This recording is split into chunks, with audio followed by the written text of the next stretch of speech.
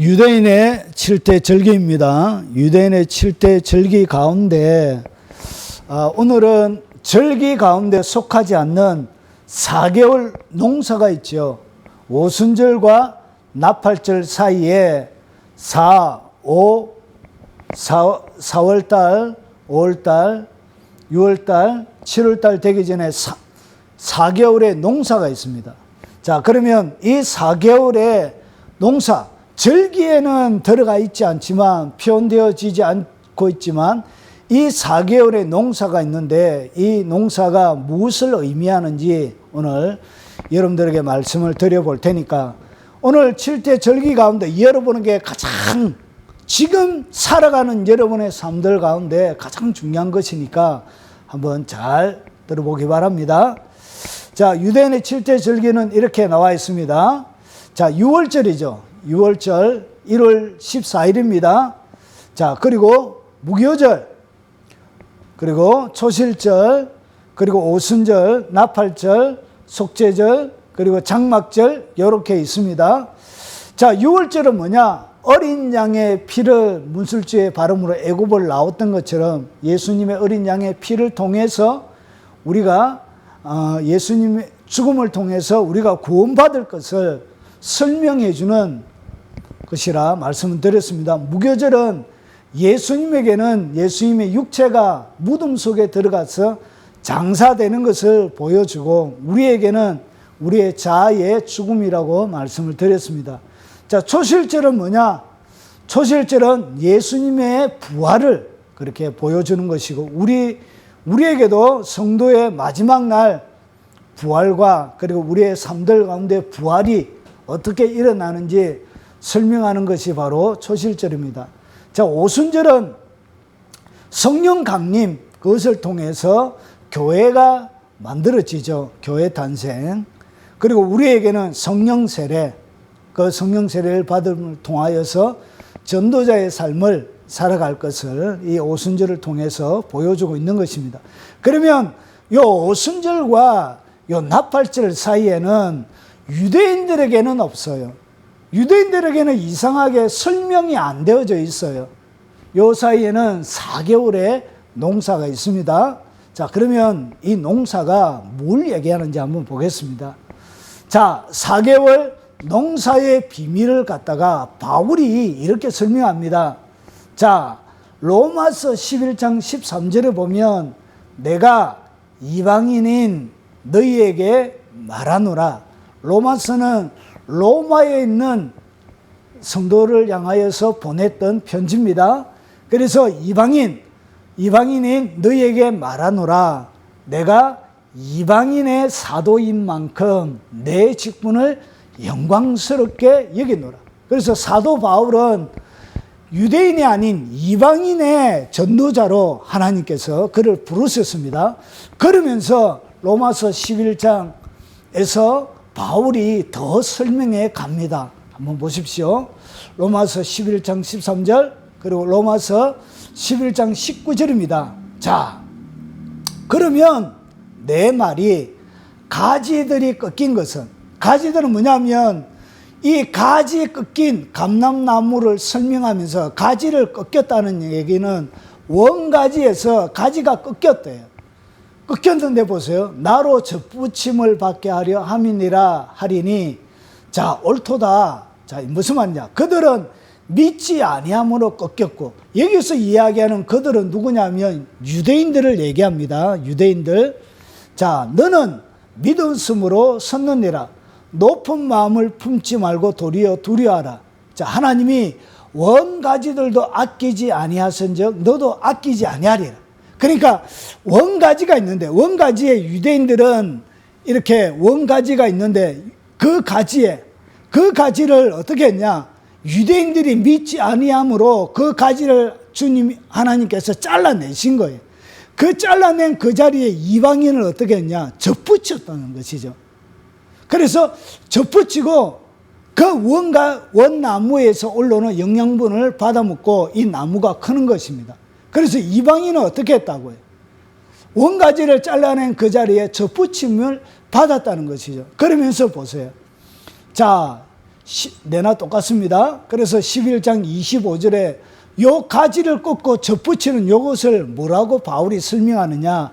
형제들아, 너희가 스스로 지혜 있다 하면서 이 신비를 너희가 모르기를 내가 원하지 아니하노니 이 신비는 이방인의 충만한 수가 들어오기까지 이스라엘에 들어는 우둔하게 된 것이라. 결국은 이방인이 뭐 한다고요? 이방인의 구원을 받는데 어디까지 구원을 받느냐?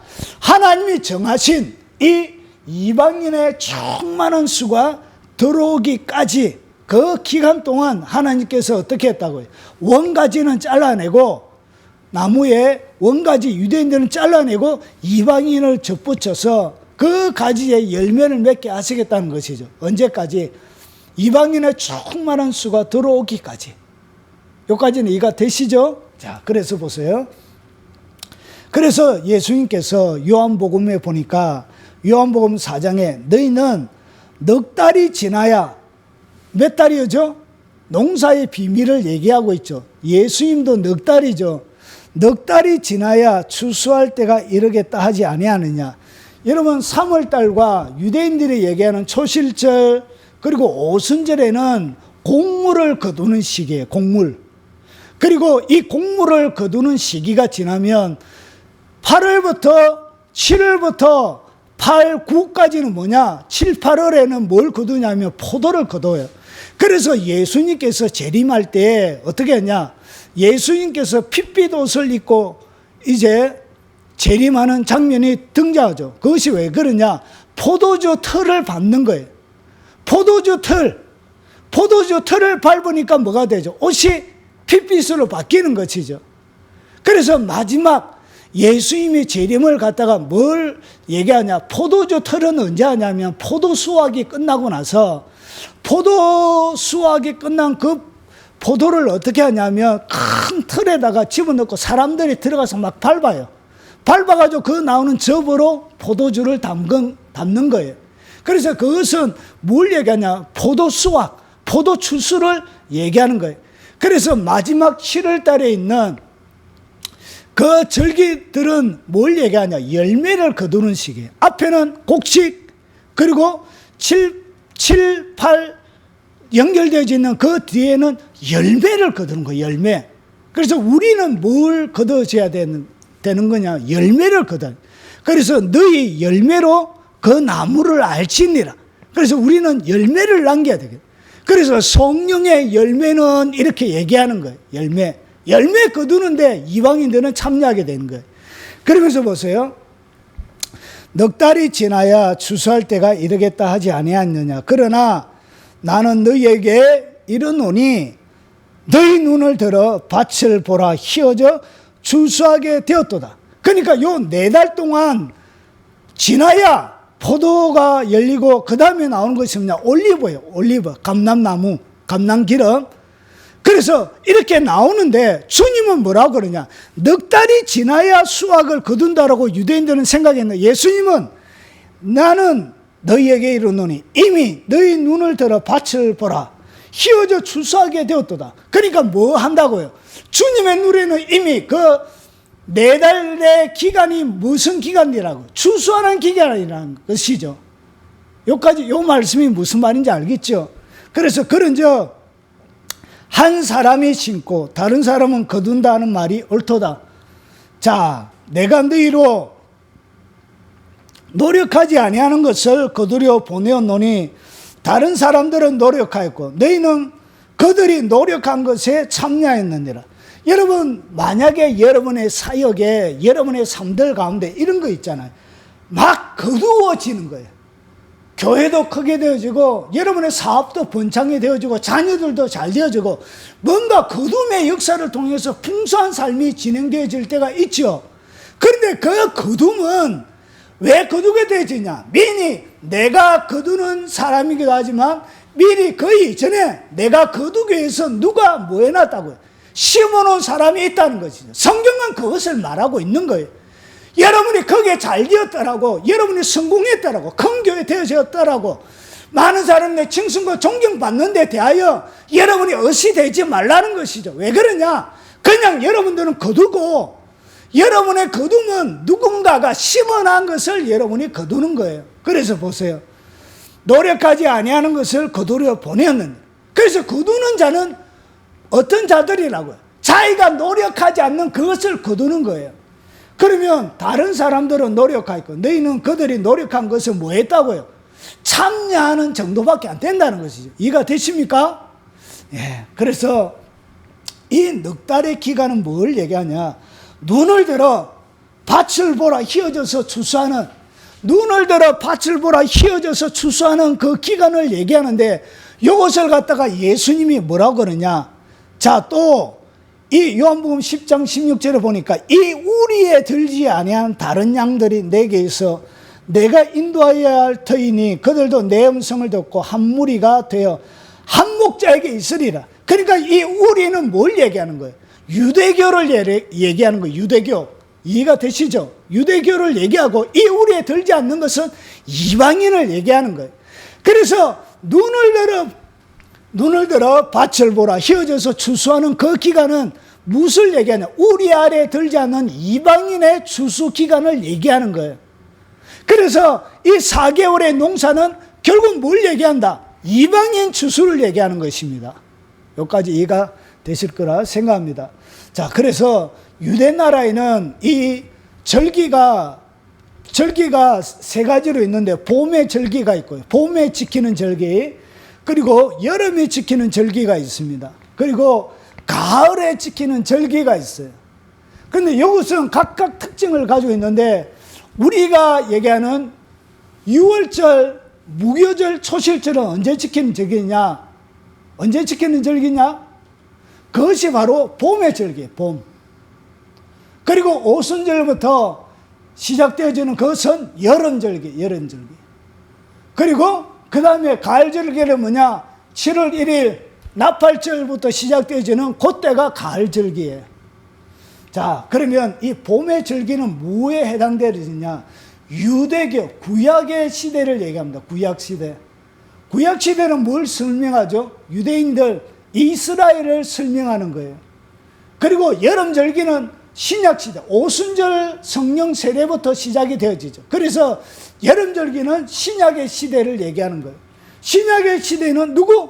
이방인의 구원을 얘기하는 거예요. 이방인의 구원. 가을절기는 결국 나팔을 불면서 예수님이 오시잖아요. 그래서 예수님의 재림의 시대, 그리고 구원의 완성의 시대. 그래서 열매를 다 거두어서 어디에? 곡간 안에 집어넣는 거예요. 그래서 수장하는 거예요. 수장절.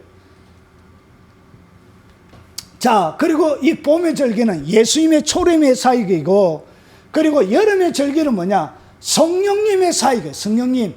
그리고 교회 시대를 얘기하고 있는 거예요. 그리고 마지막 가을 절기는 예수님의 재림, 천년왕국 시대를 보여주고 있는 것입니다. 자, 그러면 유대인에게는 왜 여름 절기가 없느냐? 여름 절기는 이방인의 때이기 때문에 7대 절기 가운데 이 성경은, 구약 성경은 누구에게 준 것이죠? 유대인에게 준 것이죠. 그래서 유대인에게 준 것이기 때문에 거기 가운데서 여름 절기가 빠져 있는 거예요. 그래서 4개월의 농사는 이 유대인이 준 절기에는 없는 거예요. 왜냐? 구약시대에 유대인이 그걸 지켜야 되잖아요. 지켜야 되는데 이것은 유대인에게 해당되는 것이 아닌 거예요. 그래서 뭘 주지 않았다고요? 유대인의 절기 가운데는 4개월 농사라 해서 별도로 주지 않았던 거예요. 왜 그러냐? 이것은 이방인의 때이기 때문에 그런 것입니다. 그래서 여름절기는 이방인의 때를 설명하는 것입니다. 자, 그러면 4개월 농사가 무엇인지 뭘 놨냐? 기초를 놓았습니다. 요거 위에 조금 더 진행해 보겠습니다. 자, 4개월의 농사는 결국은 이방인 구원의 기간이에요. 그래서 지금 우리들 구원하는 그 기간을 설명하고 있는 것입니다. 자, 이렇게 얘기합니다. 마태복음 28장 18절부터 20절을 보니까 예수께서 나와 말씀하여 이르시되 하늘과 땅의 모든 권세를 내게 주셨으니, 그러니까 예수님은 지금 어떤 상태라고요? 하늘과 땅에 있는 모든 권세가 누구에게? 예수님에게 주어진 거예요. 이것이 빌립보서 2장에 이렇게 하늘과 땅에 있는 땅 안에 있는 모든 무릎이 예수의 이름에 꿇게 하시고, 빌립보서 2장에는 그렇게 설명하고 있는, 결국 모든 권세는 예수님에게 있는 거예요. 그러면서 예수님이 뭐라고 그러느냐, 그러므로 하늘과 땅의 모든 권세가 내게 있으니까 그러므로 너희는 가서 모든 민족을 제자로 삼아. 오늘 여기서 이야기하는 이 모든 민족, 이것은 뭐냐면 원문에 보면 족속이에요. 족속을 좀 더 원문에 가깝게 하면 이거는 부족이에요. 한 부족. 그러니까 시족 단위로 되어져 있는 조그마한 말 한 말 있죠.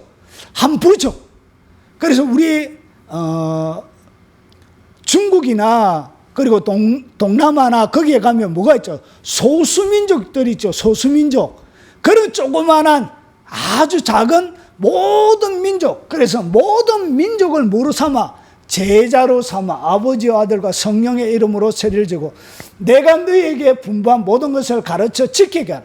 그래서 요 4개월의 농사는 결국은 뭘 하는 기간이냐면 모든 민족을 제자로 삼아 아버지 아들과 성령의 이름으로 세례를 주고 내가 너에게 분부한 모든 것을 가르쳐 지켜가는 그 기간이 뭐라고요?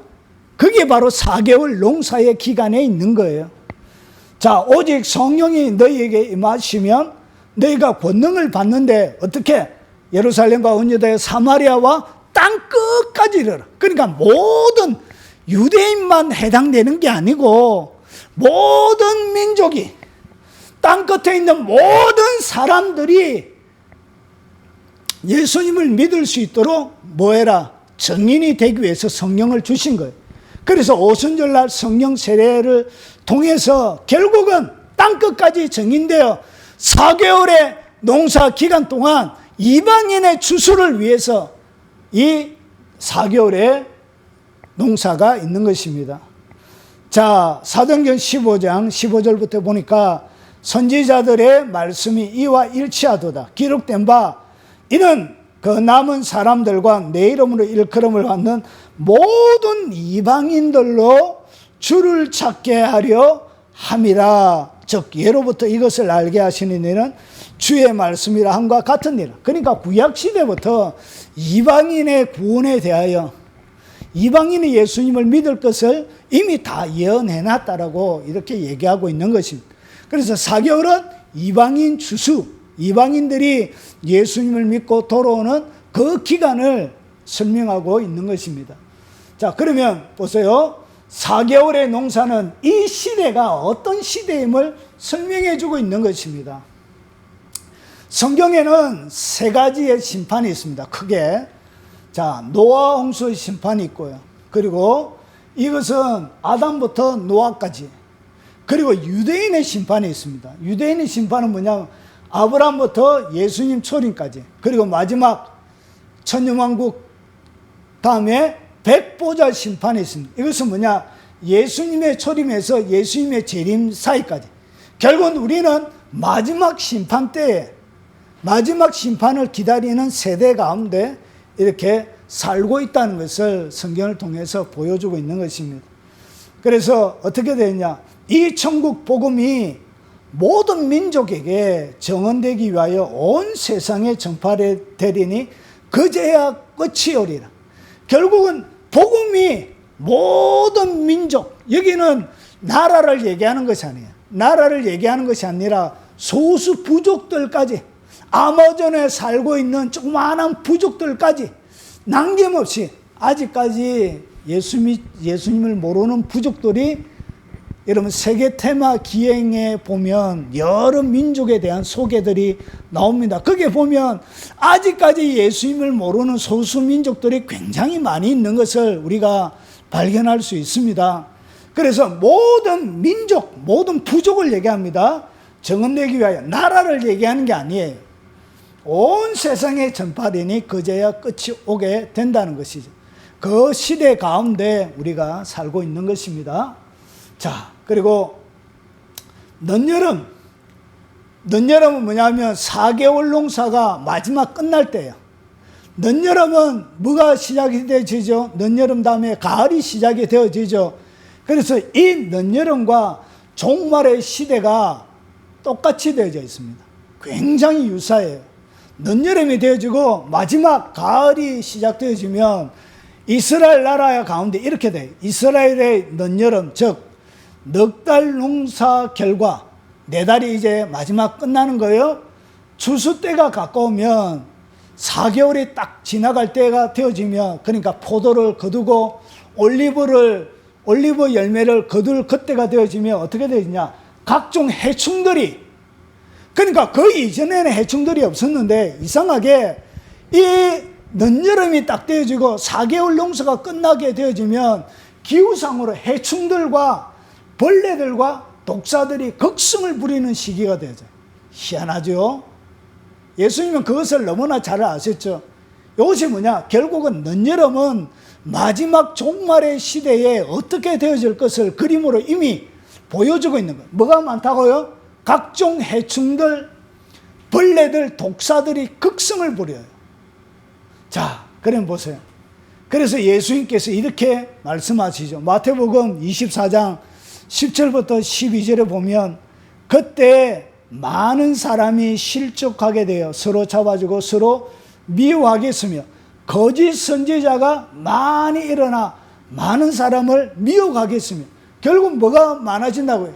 해충, 벌레, 그리고 독사, 이것들이 뭐하죠?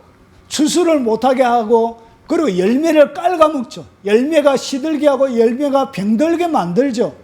그래서 어떻게 하냐, 마지막 날 종말의 시대가 되어지면 거짓 선지자가 많이 일어나, 결국 많은 사람들 미혹하게 한다는 것은 열매 상품 가치를 떨어지게 해서 더 이상 열매가 되지 못하게 한다는 것이죠.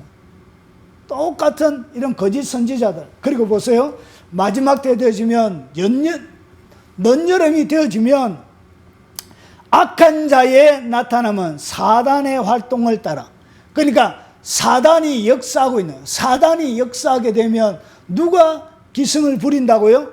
악한 자들이 나타나는 거예요. 악한 자들이. 그러면서 보세요, 모든 능력과 표적과 거짓 기적과, 이들이 사단의 기름 부음을 받아서 능력, 표적, 그리고 거짓 기적, 이런 것들을 행하고 불의의 모든 속임으로, 그러니까 해충들과 벌레와 독사들을 통해서 하는 것처럼 똑같이 어떻게 하냐, 불의의 모든 속임으로 멸망하는 자들에게 있으리니, 그러니까 그들이 마지막 시대에 멸망하는 자들에게 불의의 모든 속임이 있는데, 이는 그들이 진리의 사랑을 받지 아니하여 구원함을 받지 못함이니, 결국은 진리를 사랑하지 않는 사람들은 불의의 모든 속임에 넘어간다는 것이죠. 그러면서 이러므로 하나님이 미혹의 역사를 그들에게 보내서 미혹하게 해서, 해충들이, 거짓 선지자들이, 벌레들이 미혹하게 해서 그들에게 보내서 거짓 것을 믿게 하시면, 결국은 거짓을 그들이 마지막 믿게 되어지는 이유가 뭐냐, 진리를 믿지 않고 불의를 좋아하는 모든 자들로 하여금 심판을 받게 하려 하십니다. 결국은 진리를 따르지 않고 불의를 좋아하면서 교회 다니는 사람들, 그 사람들은 하나님 어떻게 한다고요? 결국 그 사람들은 하나님의 심판을 받게 된다는 것이죠. 여러분, 기독교인이면서 자기가 좌파라고 여러분이 생각한다면 그 사람은 예수 믿는 사람이 아니에요. 여러분, 회개하기 바랍니다. 어떻게 기독교인들이 좌파가 될 수가 있어요? 어떻게 기독교인들이 하나님이 싫어하는 것을 좋아할 수가 있게 되어졌어요? 제가 이번 주에 정인이 때문에 한 이틀 동안 가슴이 아파서 견딜 수가 없었어요. 예수 믿는 사람이 그렇게 했다는 것 때문에. 근데 그 사람 예수 믿는 사람 아닙니다. 성령이 그 속에 있는 사람들은 그런 일을 할 수가 없어요. 그 사람들은 예수 믿는 사람이 아니기 때문에 그런 끔찍한 일들을 할 수 있는 것입니다. 진리를 믿지 않고 불의를 좋아하는 모든 자들로 하여금 심판을 받게 하기 위해서 하나님이 뭐하냐? 해충들을 주는 거예요. 벌레를 주는 거예요. 거짓 선지자들을 주는 거예요. 그들이 하나님의 심판을 받도록 하기 위해서 그렇게 하는 것입니다. 그리고 늦여름이 되어지면 보세요. 주의 손이 주야로 나를 누르시오니 내 진액이 빠져서 여름 가뭄에 마른같이 되었나이다. 햇볕이 쨍쨍 내리쬐는 거예요. 그래서 여름의 가뭄처럼 어떻게 하냐? 진액이 쫙쫙 빠져가는 거예요. 살아가는 게 힘이 든 거예요. 마지막 구원을 지켜가기 위해서 이 보내는 시간들이 힘이 든 거예요. 신앙을 지켜가는 것이 크게 힘이 든 거예요. 여러분, 적그리스도가 등장하면 지금 코로나를 통하여 우리가 통제받는 것, 이거와는 비교할 수 없는 통제함을 받습니다. 온라인 예배 이런 거 못합니다. 여러분 스스로 여러분이 지금 준비한 그것으로 믿음을 지켜나가야 할 때가 올 것입니다. 여름의 가뭄처럼 하나님의 말씀을 듣지 못해서 물이 없어 가람이 아니요, 하나님의 말씀을 듣지 못한 가람들이 찾아온다는 것이죠. 여름의 가뭄이 날씨에만 오는 것이 아니라 여러분의 영혼에도 찾아오게 된다는 것이죠. 그리고 나서 단순하게 여름 가뭄만 되는 게 아니에요. 뭐하냐? 사과, 이런 여러분의 음식물, 이런 것들이 어떻게 하냐? 썩고 부패해져요. 그래서 이것이 뭐냐? 불법이 성함으로 많은 사람의 사랑이 식어가리. 불법이 성하니까 이제 더 이상 마음을 열어놓고 사랑할 수도 없는 거예요. 오히려 사랑하면 멸시하고 조롱당하게 되는 거예요. 손가락질 당하게 되는 거예요. 집단 댓글을 통하여 공격받게 되는 거예요. 그래서 어떻게 하냐? 모든 내 삶들 가운데서 일어나는 많은 것들이 썩어서 부패해져 가기 시작해. 거짓이 참을 이기고, 불의가 옳음을 이기고, 그리고 강포가 사랑을 이기는 이런 시대가 된다는 것이죠. 그래서 어려운 심령들은 더 마음이 상하게 되는 이런 일이 오게 된다라고 성경은 예언하고 있습니다. 그래서 늦여름과 종말의 시대는 똑같은 그림을 보여줘요. 막 썩어가요. 결국은 예수 믿는 신앙 지키는 것 자체가 마치 썩은 사과를 지키는 것처럼 내게 의미 없어지고, 그리고 주의 진리를 지키는 것이 부패하고 먹지 못하는 곰팡이 나 있는 떡을 지켜야 하는 것처럼 내게 아무런 의미가 없이 다가올 때도 있다는 것이죠. 더 이상 주님을 섬기고 신앙하는 것이 아무런 가치, 무슨 의미를 느끼지 못하는 그런 시대가 오게 된다는 것이죠.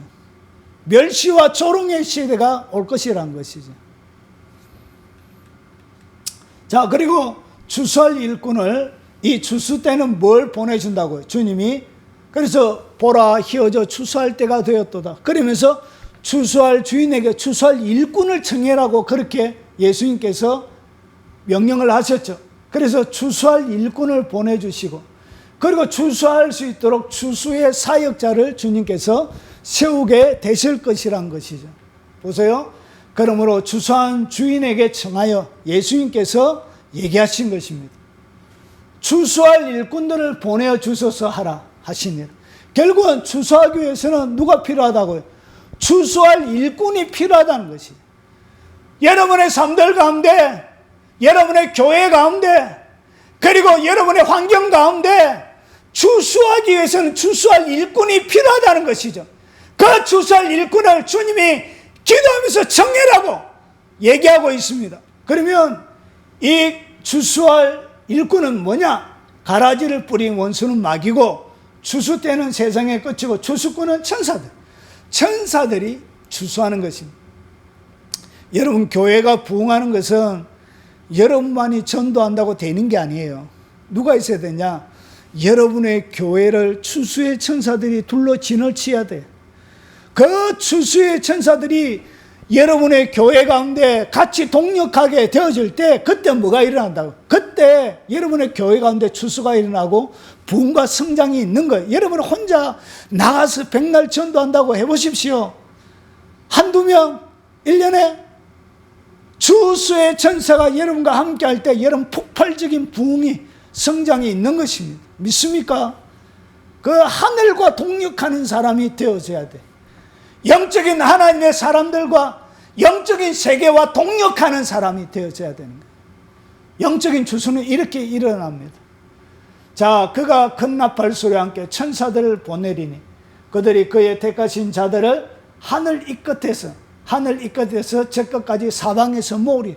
하나님의 천사들이 다 마지막 주수 때에 활동하게 되어집니다.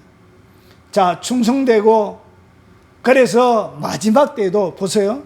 여기 마태복음 24장은 뭘 얘기하냐면 요거 재림장이에요. 예수님이 이 땅 가운데 재림할 때 일어날 일들을 마지막 때에 어떤 일이 있겠사옵니까? 제자들이 물었습니다. 헤롯 성전을 바라보면서 돌 위에 돌 하나도 남기지 않고 다 무너지면서 이제 예수님이 쫙 설명해 가요. 그러면서 보세요. 마지막 시대에 있을 내용 하나를 설명합니다. 충성되고 지혜 있는 종이 되어 주인에게 그 집 사람들을 맡아 때를 따라 양식 나눠줄 자가 누구 있냐? 결국은 마지막 7년 대환란 가운데 적그리스도가 등장하고 그때도 보세요. 예수님이 재림하기 전에 7년 환란을 통과하지 않고 휴거한다는 가르치는 분들이 가끔씩 있습니다. 여러분 그거 아닙니다. 모두 다 뭘 통과한다고요? 환란을 다 통과해요. 7년 환란을 여러분이 다 통과해요. 환란 전 휴거설 없습니다. 왜 그러냐 보세요. 충성되고 예수님 재림 전에 얘기를 이 마태복음 24장에 설명하고 있는 거예요. 그런데 보세요. 예수님 재림 전에도 이 땅 가운데 하나님의 교회 가운데 뭐가 있냐? 충성되고 지혜 있는 종이 되어, 충성되고 지혜 있는 종이 거기에 있죠. 그리고 주인에게 그 집 사람들을 맡아서, 주인이 그 집 사람들을 맡겨줬다는 것은 하나님의 백성이 있다는 얘기예요, 없다는 얘기예요? 있다는 얘기죠. 그러면서 보세요. 때를 따라 양식을 나눠줄 자가 누구 있냐? 결국 마지막 시대에 먹이는 마지막 시대의 양식을 나눠줄 자가 있다는 얘기예요, 없다는 얘기예요? 있다는 얘기죠. 그래서 하나님의 백성들이 휴거되는 게 아니에요. 환란을 그대로 통과해요. 그리고 나서 보세요. 주인이 올 때, 마지막 예수님 재림 때를 얘기하는 거예요. 주인이 올 때에, 예수님 재림할 때에 그 종이 이렇게 하는 것을 보면 그 종이 복이 있으리로다. 결국은 예수님이 재림 때 이렇게 신실하게 때를 따라 양식을 나눠줄 사역자도 있고, 그리고 먹을 백성도 있다는 얘기죠. 그래서 환란을 통과하는, 환란 전에 휴거하는 것이 아니라 예수님의 재림 때까지 하나님의 백성들이 그 환란을 통과합니까? 통과하지 않습니까? 통과한다는 얘기죠. 이런 것들이 눈에 안 보이시는가 봐. 주님이 오실 때, 주인이 올 때 그 종이 이렇게 하는 것을 보면, 그러면 주님이 오실 때 하나님의 종이 이 땅에 있다는 얘기예요, 없다는 얘기예요? 있다는 얘기죠. 때를 따라 나눠줄 종도 있고 먹을 백성들도 있고. 여러분 그래서 보십시오. 마지막 시대에 이렇게 할 누굴 세워준다고요? 천사들 뿐만 아니라 주님의 사역자들을 어떻게 한다고요? 하나님이 세워주신다는 것이죠.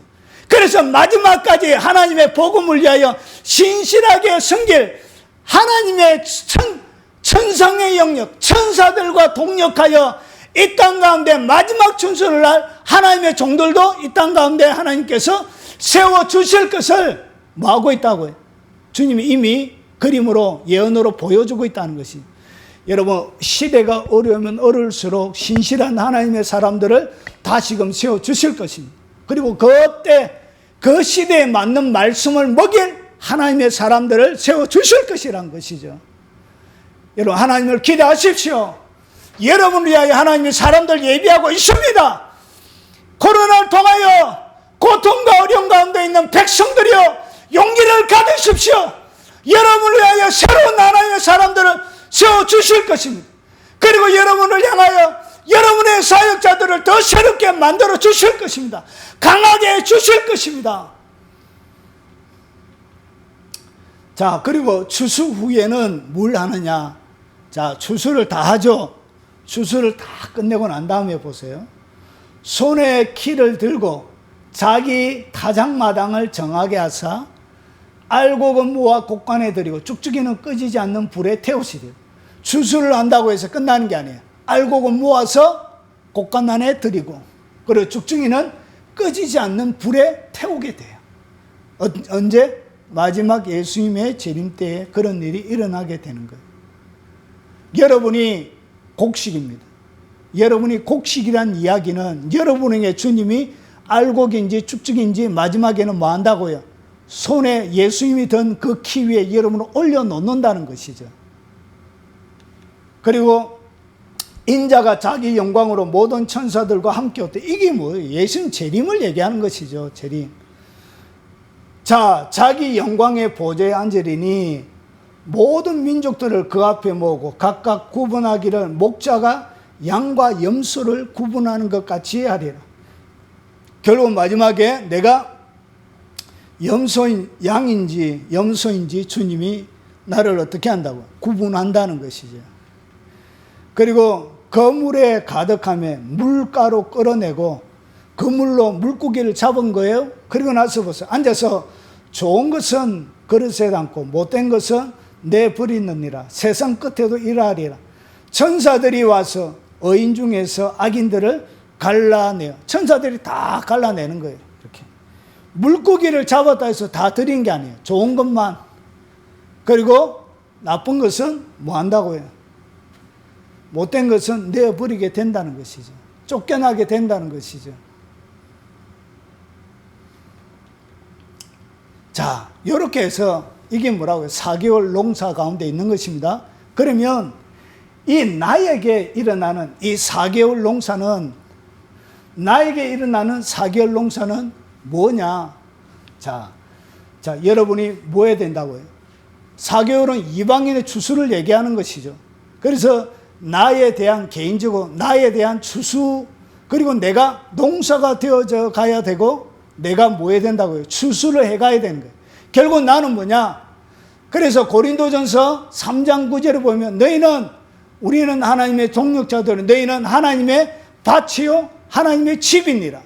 하나님의 밭이고 하나님의 집이래요. 그러면 내가 하나님의 밭이라면 내가 뭐 해야 된다고요?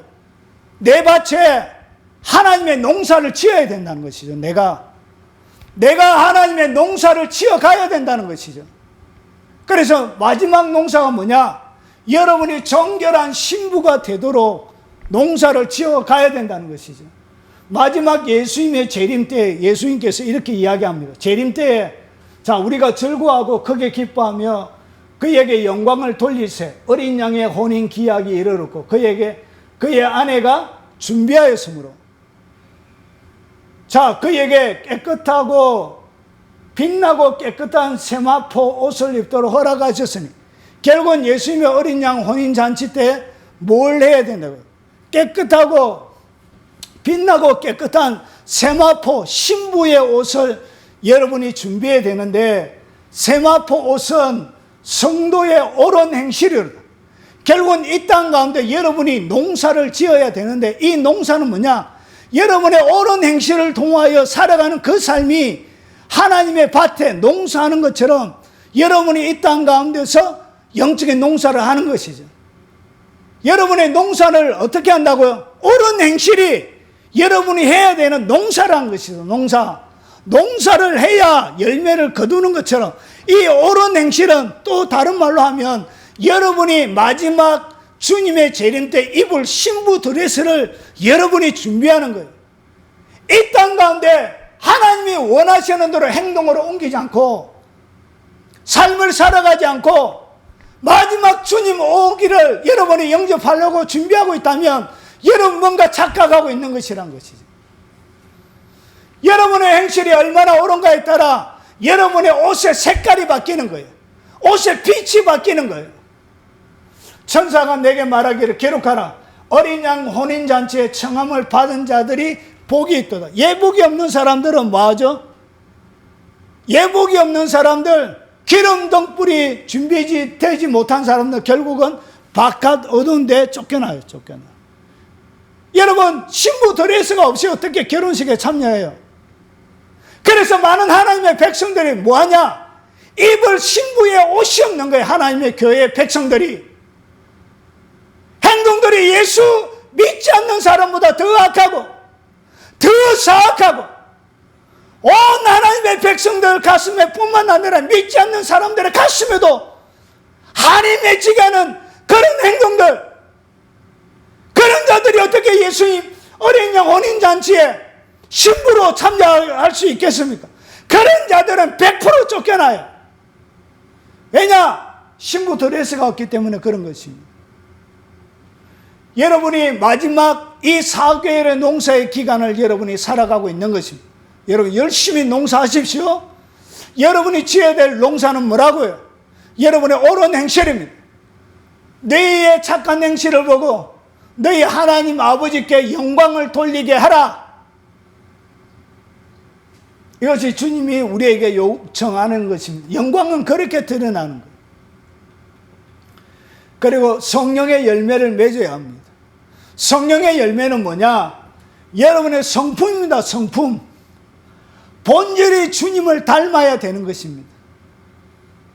본질이, 여러분의 마음의 본질이 주님을 닮아야 되는 것입니다.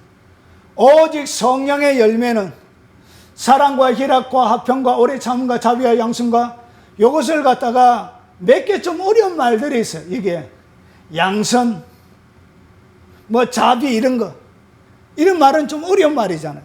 그래서 표준 새 번역에는 이렇게 번역해 놨습니다.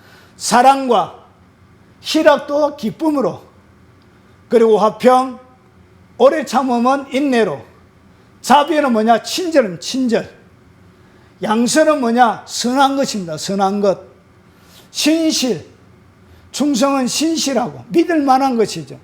그리고 온유, 절제입니다. 이런 것들을 막을 법이 없습니다. 여러분의 삶들 가운데 이런 것들이 열매로 맺혀져야 하는 것입니다. 이게 열매가 있어야 된다는 것이, 그래야 알곡이 된다는 것이죠. 저희 보고 행위 구원이냐? 행위 구원이 아니죠. 누구든지 행위로 구원받을 수 있는 사람이 어디 있습니까? 예수 그리스도를 믿음으로 구원을 받는 것입니다. 그 위에 여러분이 진짜 하나님의 백성인지 아닌지를 여러분 스스로 열매로 보여줘야 된다는 것이, 그것이 진짜 믿는 것인지 안 믿는 것인지 이 행위를 하는 것을 보고 주님은 판단하는 것입니다. 결국은 이런 열매가 맺혀지지 않는 것은, 그러니까 그 열매를 보고 나무를 아는 거예요. 열매가 없는 것은 가시와 엉겅퀴, 탱자 이런 것들을 맺히는 것은 열매를 보고 나무를 아는 거예요. 주님은 이렇게 여러분들을 판별하고 평가하는 것입니다. 믿느냐 안 믿느냐 주님이 이렇게 판단하는 것이 아니고, 여러분의 열매를 딱 바라보고 네가 진짜 믿는 것인지 믿지 않는 것인지 이렇게 판단하는 것입니다. 그래서 행위와 구원은 나누어지는 게 아니에요. 이상하게 한국 교회는 믿음과 행위를 나누어놨습니다. 믿음과 행위는 같은 것입니다. 믿는다면 행위로 드러나는 것입니다. 이것이 성경이 가르치는 거예요. 어디에 믿음과 행위를 나눠놓은 것이 있어요? 오히려 행위가 없는 것은 믿음이 아니라 이렇게 한 구절은 있지만, 믿음은 있는데 행위는 안 따라주면 이것이 그래도 구원받는다 이렇게 얘기하는 구절은 없다는 것이죠. 믿음과 행위는 똑같이 가는 거예요. 결국 내가 믿는 것을 어떻게 확증하느냐? 열매를 통하여 확증하는 것입니다. 그래서 그 나무는 열매로 알지니라. 예수님께서 이렇게 산상수훈에 얘기하고 있는 것을 귀담아 들으라는 것이죠. 사랑하는 여러분, 여러분 가운데 여러분 사랑할 때 뭐가 맺힌다고요? 사랑할 때 열매가 맺히는 것입니다. 이런 열매가 있어야 된다는 거예요. 이게 뭐냐? 내 속에 성령이 함께하고 있다는 것을 내가 내 삶들을 통하여 보여주고 있는 것입니다. 그리고 내가 기뻐할 수 없고 즐거워할 수 없고 감격할 수 없는 그런 상황 가운데서도 하나님 바라보고 기뻐할 때 뭐가 맺힌다고요? 그때 열매가 맺히는 거예요. 그리고 화해할 수 없을 때도 내가 화해할 때 이게 뭐가 맺힌다? 그때 열매가 맺히는 거예요. 왜 내 삶들 가운데 원수들이 많이 있고 화해할 수 없는 사람들이 내 주위에 절비하냐? 그것을 여러분이 화해할 때 그게 열매를 더 많이 주려고 하나님께서 그런 상황들을 주시는 것입니다. 결국은 열매 때문에 주는 거예요. 왜 인내해야 될 그런 상황들, 왜 하나님이 금방금방 응답하지 않고, 왜 빨리빨리 응답하지 않고, 왜 신속하게 역사를 하지 않고 그런 상황들을 주시는 이유가 뭐냐? 인내의 열매를 우리에게 주시려고 그런 상황들을 주시는 것입니다. 그리고 불친절한 사람들 가운데 친절로 대하면 여러분이 상대하면 이것이 뭐라고? 이게 열매가 되는 거예요.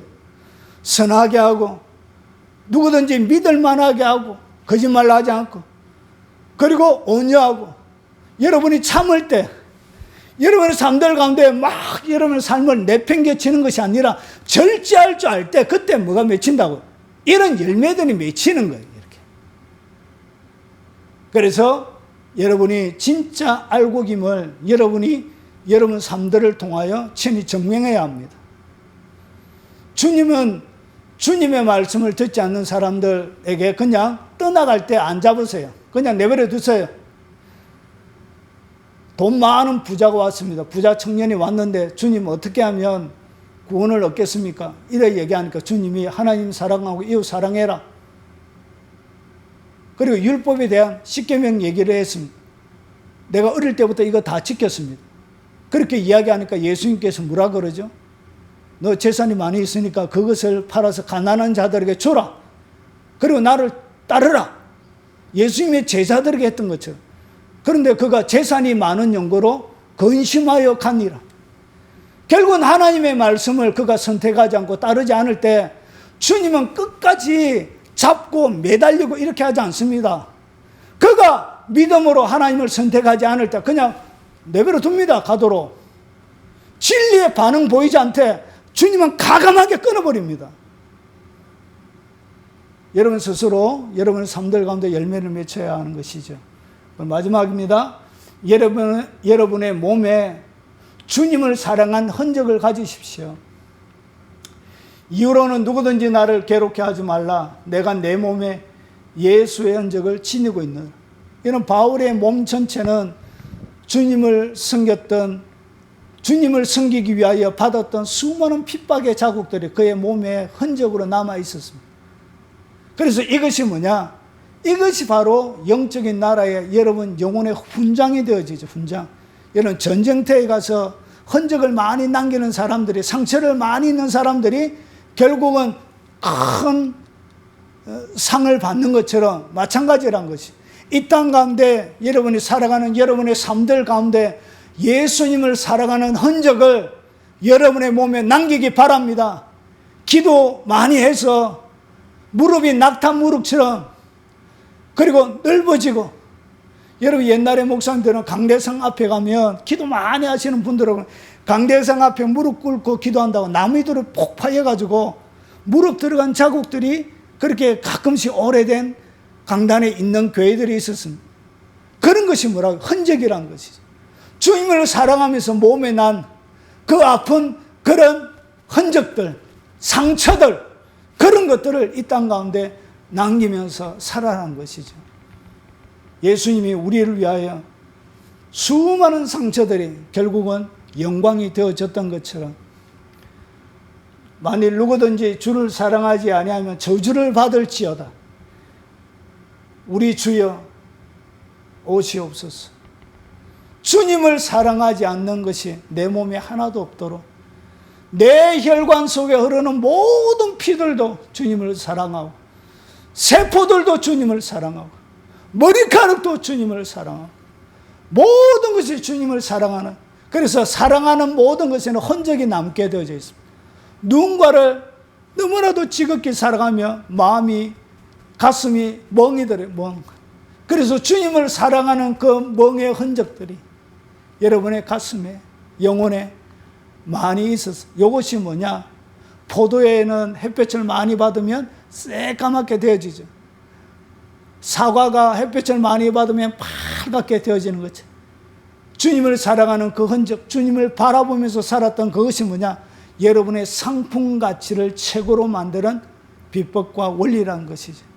그래서 마지막, 여러분이 이 땅 가운데 살아가는 이 삶이 최고의 상품, 극상품의 열매가 되도록 이 농사의 4개월 기간 동안 여러분의 삶을 하나님이 가장 기뻐하시고 좋아하시는 삶으로 여러분 스스로 구별하여 드리는 그 아름다운 한 생애가 되시길 예수 그리스도 이름으로 축원하며 도전을 던집니다.